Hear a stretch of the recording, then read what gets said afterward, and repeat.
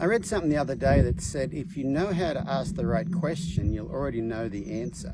And it made me think about things, recently I posted a video on not necessarily the correct way to halter your horse, but a more beneficial way of haltering your horse. And it has to do with reaching over there, past the headpiece under their neck, reach over the top and put it on, because it encourages them to kind of put their head down, whereas if you come underneath and go that way, they can't put their head down. And I had a number of people say, well, that's fine, but I have a horse that I'm short and I've got a 17-hand high horse.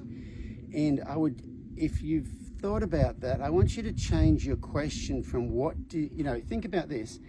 If you approach a horse of any height and they're interested in you, their head comes down, they kind of engage with you.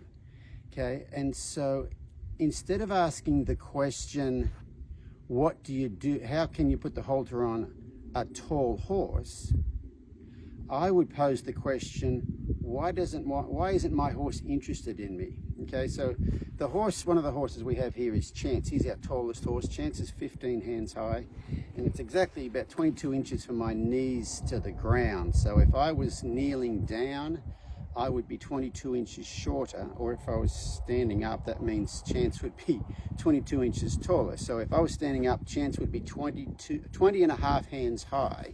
And so I'll show you in this little video what I mean by, if a horse is interested in you, when they come up to you, they will meet you with their head and say hi. So it's not really about how tall your horse is. That's not really the question. The question really is, why isn't my horse interested in me?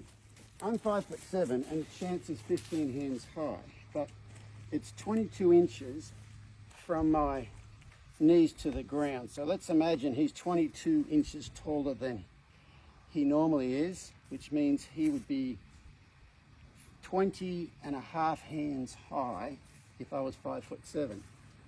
So you can see if a horse is interested in you, their head will come to wherever you are and you should be able to put the halter on.